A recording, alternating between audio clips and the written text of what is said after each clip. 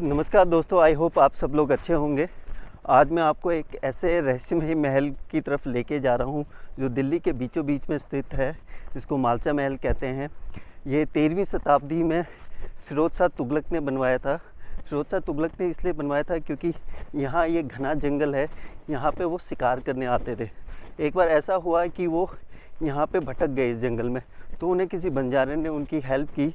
उसके बाद उन्होंने इस शिकार गृह को बनाया और इसका नाम रखा गया मालचा महल। मालचा महल इसलिए रखा गया क्योंकि ये यहाँ पे पहले मालचा गांव था, उसी के नाम पे इसका नाम मालचा महल पड़ा।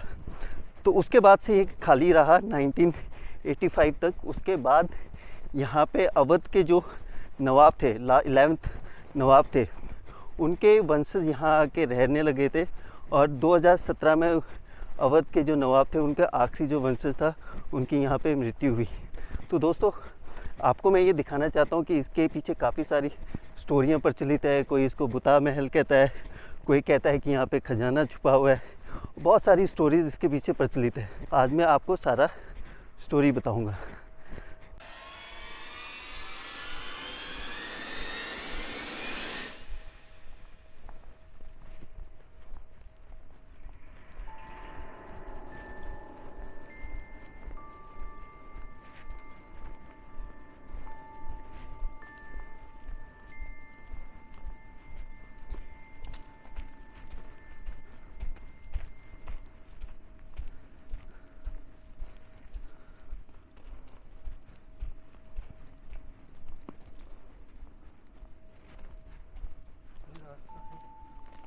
मैं आगे चलता हूँ।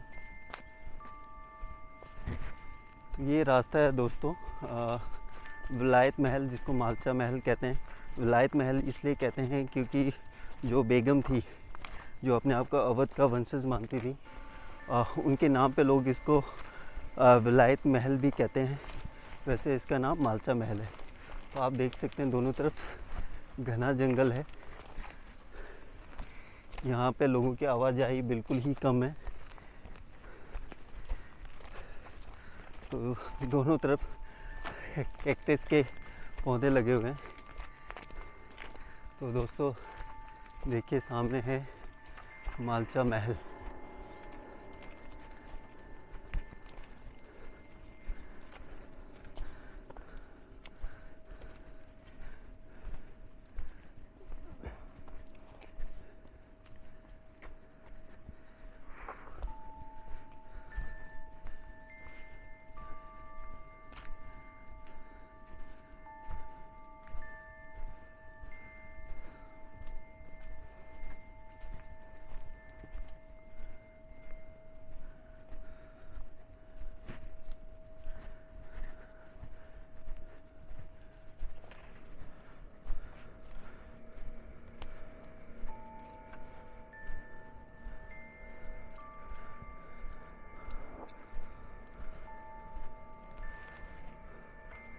तो दोस्तों, ये जो मैंने आपको दिखाया पूरा एक टर्न करके, ये पूरा मालचा महल है। ये 1300 शताब्दी में, जैसे मैंने आपको बताया, फिरोज़ शाह तुगलक ने बनाया था। और ये इसलिए बनाया था क्योंकि इस जंगल में वो शिकार करने आते थे। और जब वो शिकार करने आते थे तो उनको आराम करने के लिए कोई जगह चाहिए थी। तो इन्होंने इसका कंस्ट्रक्शन किया था ताकि वो लोग जब शिकार के लिए आएँ तो इस महल पे आराम कर सकें। तो इसका नाम बाद में मालचा महल पड़ा। मालचा महल इसलिए पड़ा इसका नाम क्योंकि यहाँ पे पहले एक मालचा गांव होता था, जिसको यहाँ से स्थानांतरित कर दिया गया, मतलब शिफ्ट कर दिया गया। उसके बाद इसका नाम मालचा महल पड़ा। इसके साथ क्या स्टोरी जुड़ी है वो मैं आपको बताता हूँ वन बाय वन। तो आपको पता चलेगा कि क्या स्टोरी इस महल के पीछे छुपी हुई है। तो ये फ्रंट वाला पार्ट है, आई थिंक ये मेन गेट है। तो हम इसमें एंटर करते हैं।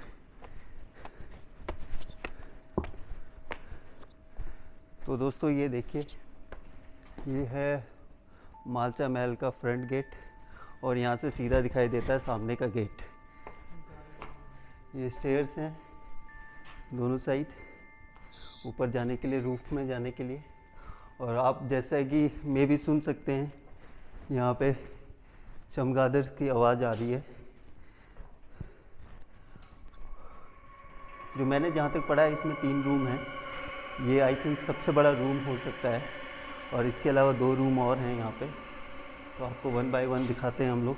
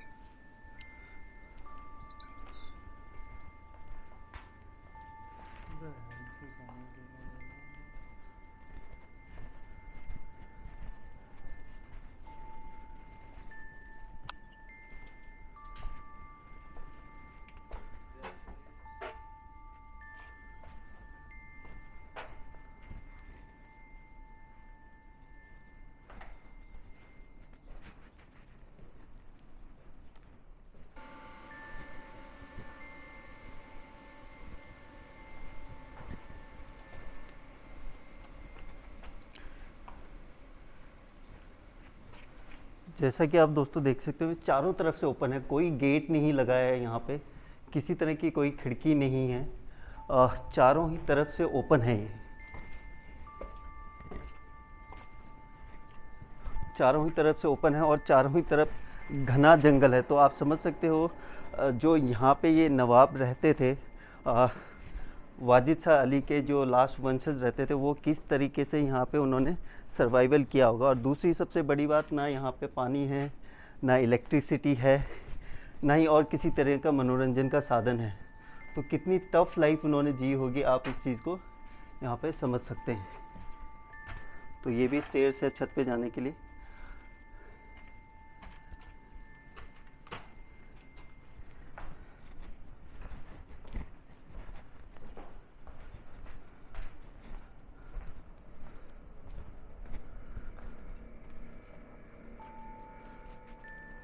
तो ये देख सकते हैं, जहाँ से हमने एंटर किया था, ये वहाँ से डोर दिखाई दे रहा था, ये ओपन स्पेस दिखाई दे रहा था।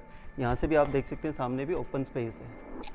अभी इसको क्लीन कर दिया गया है, क्योंकि 2017 में जो आखिरी वंशज थे, जिनका नाम अली रजा था, अली रजा महल था, वो यहाँ पे रहते थे। उसके बाद उनकी काफ़ी सारी चीज़ें यहाँ पड़ी हुई थी, जिनको पुरातत्व विभाग ने इसको संरक्षित करने के लिए यहाँ पे सफाई की है। और सफाई करने के बाद यहाँ पे बोला गया है कि इसको एक मॉन्यूमेंट्स की तरह संरक्षित किया जाएगा। आप देख सकते हैं दोस्तों, यहाँ पे काफ़ी सारे बर्ड्स हैं, चमगादड़ है जो फ्लाई कर रहे हैं। अगर आप देख सकते हैं तो आपको आवाज़ साउंड सुनाई दे रहा होगा। छत पे आप देख सकते हैं, तो छत पे सब यही चिपके हुए आपको मिलेंगे।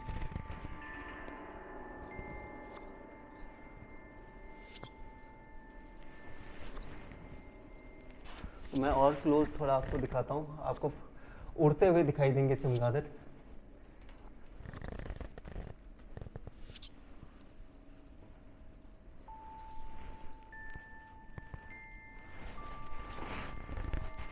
तो दोस्तों अगर देखा जाए, अब मैं आपको बता देता हूँ, बीच वाला सबसे बड़ा कमरा है, साइड में ये कमरा है, साइड में एक और कमरा है। यहाँ की अगर बात करूँ तो ये एक तरीके से आप बोल सकते हैं इसको बालकनी है, ठीक है। ये एक और रूम है, इसको भी रूम ही आप कह सकते हो एक तरीके से।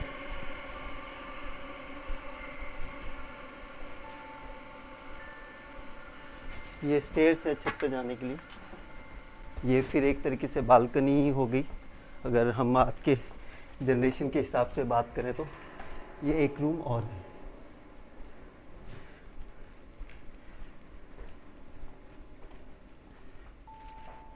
ये देखिए, ये देखिए,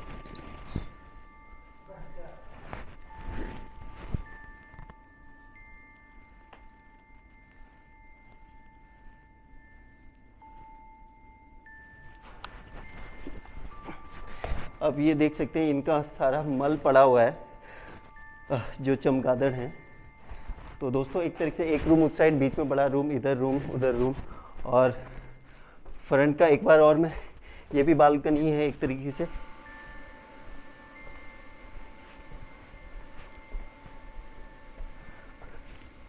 और ये फ्रंट का एक रूम, जिस तरीके से पीछे बैक साइड में एक रूम है। आपको मैं फिर से एक बार एंट्री का रूम दिखाता हूँ मैं, जहाँ से एंट्री कर सकते हैं आप लोग।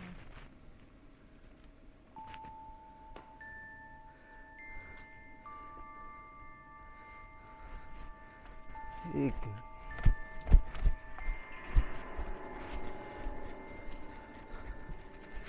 तो इसका ये फ्रंट रो है। आप देखेंगे मेरे मित्र खड़े हैं सामने। तो एक बार दोबारा सीढ़ियों पे चढ़ते हैं। अब हम आपको इनके रूफ पे लेके चलते हैं।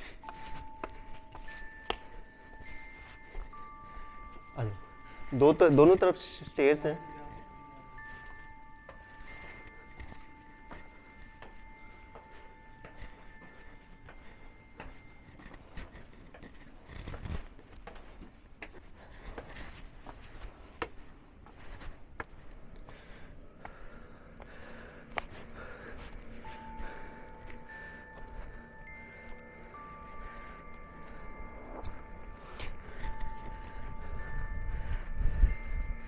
आप देख सकते हैं दोस्तों, एक तरीके से कि ये बड़ा छत जो एक बड़े ग्राउंड की तरह है। यहाँ पे काफ़ी घास उगी हुई है और कुछ पेड़ भी उगे हुए हैं यहाँ पे।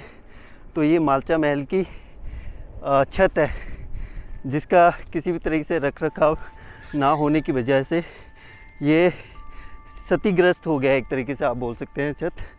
अब मैं यहाँ से दिखाता हूँ, दूर दूर तक ये घना जंगल फैला हुआ है, दूर दूर तक।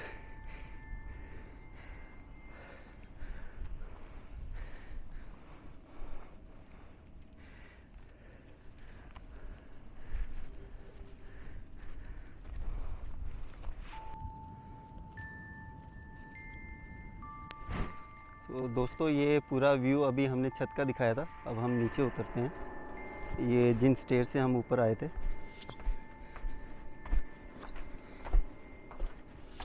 ध्यान रखिएगा, अगर आप कभी आते हैं तो यहाँ बहुत सारी मधुमक्खियाँ हैं, चमगादड़ हैं, उनसे बच के रहिएगा।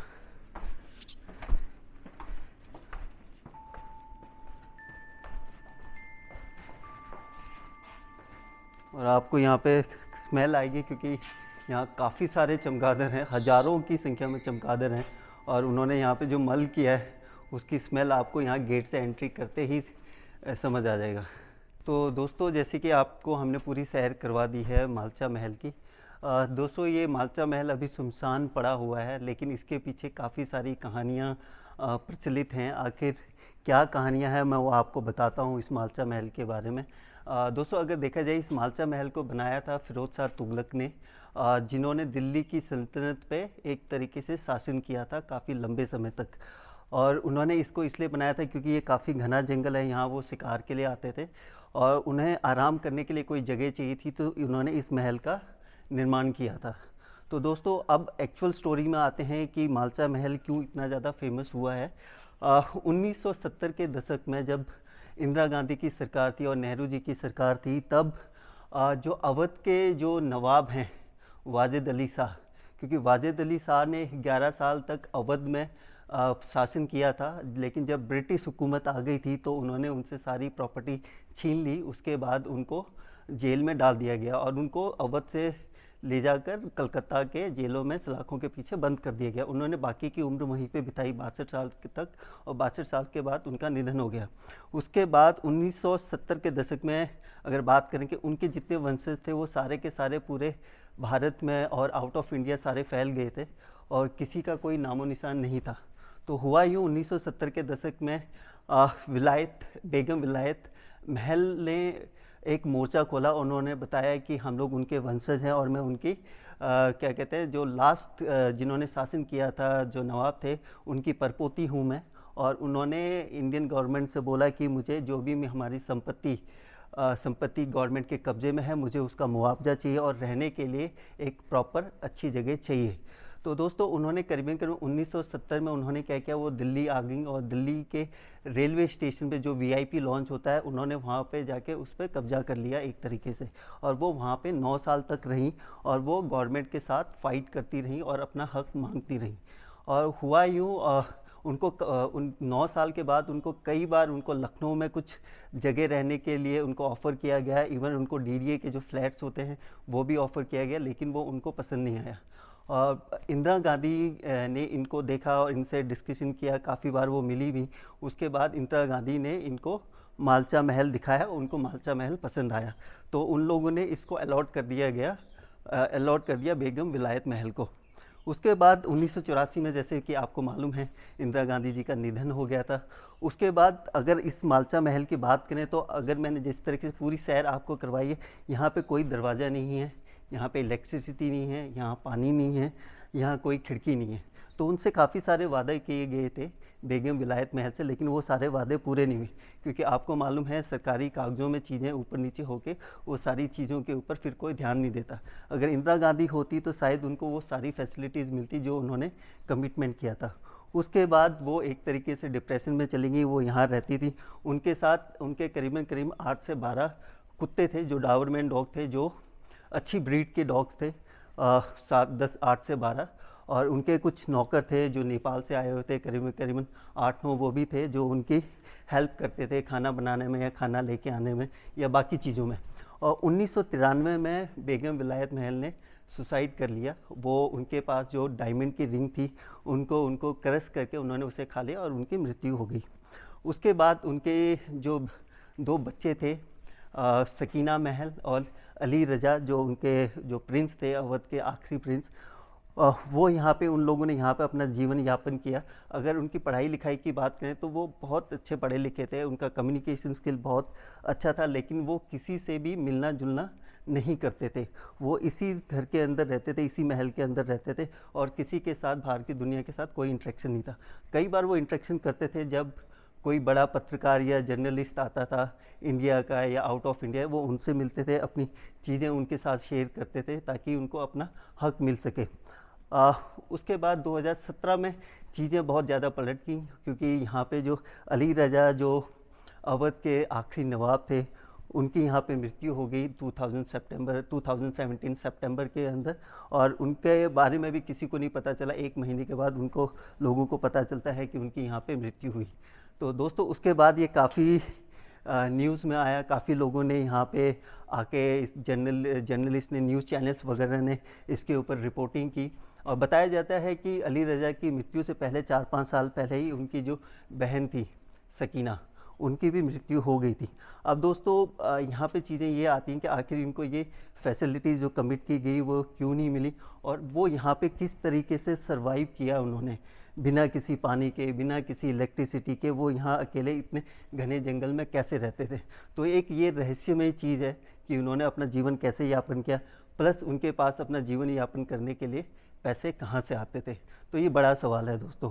अब दोस्तों जहाँ तक अभी की बात करें, इसको पूरा क्लीन कर दिया गया है, और मैंने सुना है दिल्ली गवर्नमेंट के अंदर ये आता है, और दिल्ली गवर्नमेंट के हिसाब से जो पुरातत्व विभाग है वो इसको संरक्षित करने वाला है एज ए हेरिटेज बिल्डिंग के अंदर, तो ताकि लोग पर्यटक आ सकें, इसकी कहानी के बारे में जान सकें, और इस रहस्यमय महल की जो बाकी और जो कहानियाँ छुपी है उनके बारे में लोगों को पता चल सके। तो दोस्तों ये थी सारी कहानी मालचा महल की। लोग इसे हॉन्टेड महल कहते हैं, भूतिया महल कहते हैं, ऐसा कुछ भी नहीं है। आप यहाँ आ सकते हैं, लेकिन घना जंगल होने की वजह से कोई लोग यहाँ दिखते नहीं, तो आपको ऑब्वियसली डर लगेगा। तो अगर आए तो किसी के साथ आएँ ताकि आपको उस तरह का डर फील ना हो। तो दोस्तों ये था हमारा मालचा महल का सफ़र। इसी तरीके से किसी और वीडियो में मिलेंगे। तो दोस्तों अगर आपको ये वीडियो पसंद आया है तो लाइक, शेयर और सब्सक्राइब ज़रूर कीजिएगा। तो मिलते हैं दूसरे वीडियो में, तब तक जय हिंद।